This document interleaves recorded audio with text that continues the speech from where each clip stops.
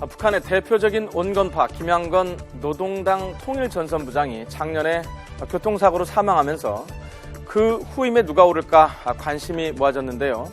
아직 확실하진 않지만은 강경파인 김영철 정찰총국장이 김양건의 후임으로 내정됐다는 사실이 여권에서 흘러나왔고 정부도 사실일 가능성이 높다고 전하고 있는데요.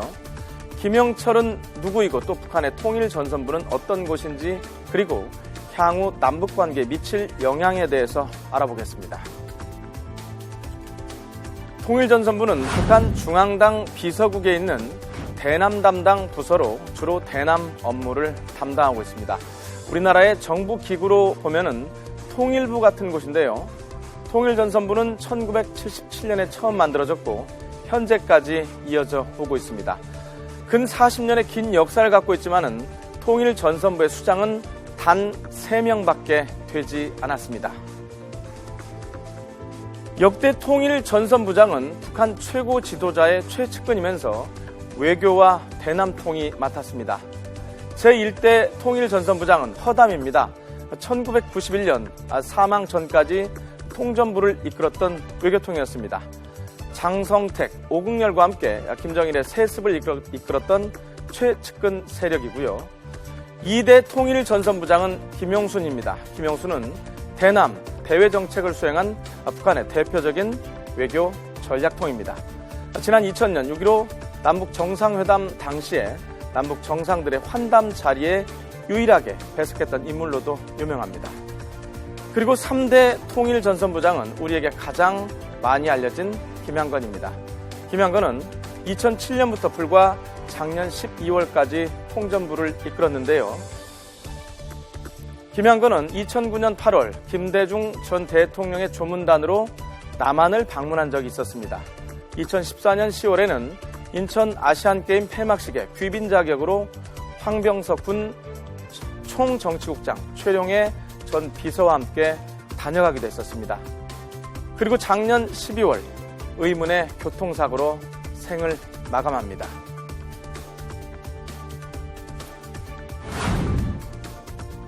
북한의 대표적 대남 도발인 2010년 천안함 폭침과 연평도 포격 그리고 작년의 비무장지대 목함 지뢰 도발의 중심에는 바로 김영철 정찰 총국장이 있습니다. 확성기 방송이나 비라설포는 우리 지역에 대한 노골적인 심리전입니다. 놈들의 무모한 도발은 기필코 값비싼 징벌을 받게 될 것입니다.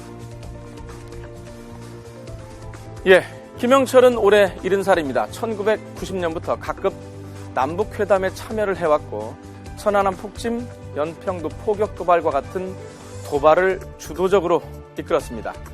실제로 김영철과 여러 번 장성급 회담 테이블에 앉았던 문성묵 전 남북회담 군사실무회담 수석대표는 당시 김영철의 성격에 대해서 이렇게 기억을 하고 있었습니다.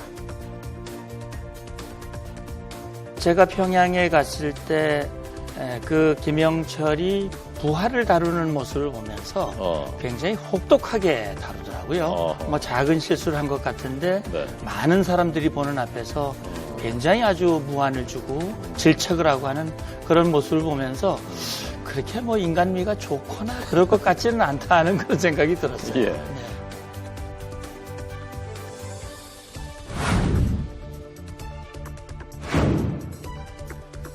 김영철의 발탁이 진짜인지 좀 더 탐색이 필요하지만은 그동안의 행적과 이미지를 고려할 때 김영철이 통일전선부장이 된다면은 앞으로 남북 관계는 쉽지 않을 거라는 관측이 우세합니다. 김영철 소위 총국장 자체가 통일전선부장으로 나간다. 뭐 이렇게 된다면은 우리도 거기에 대한 대비랄까 이런 것을 상당히 철두철미하게 할 필요도 있다. 그런데 그게 하나 더 해가지고 오히려 또 호기가 왔다는 생각이 또 들게 됩니다. 네. 방금 우리 김 부장께서 얘기해 주신 대로 지금 제재 대상입니다. 인물로서는. 네. 제재 대상을 통일전선부장으로 내놨을 때 그럼 우리가 훨씬 더 공격의 소재가 확실해졌다고 할 수도 있습니다. 그렇기 때문에 어떤 의미에서 하나의 우리한테는 남북 대화에 있어서 공격 요소로서는 상당히 좋은 기회다 이렇게 볼 수도 있습니다. 아직 북한은 김영철의 통일전선부 부장 임명에 대해서 공식적인 발표는 하지 않은 상황입니다. 최근 북한의 4차 핵실험으로 국제사회가 북한에 대해서 적극적인 제재 움직임을 본격화한 가운데 북한이 진짜로 강경파 김영철을 통일전선부장으로 내정을 했다면 당분간 남북관계는 쉽지 않을 것 같습니다.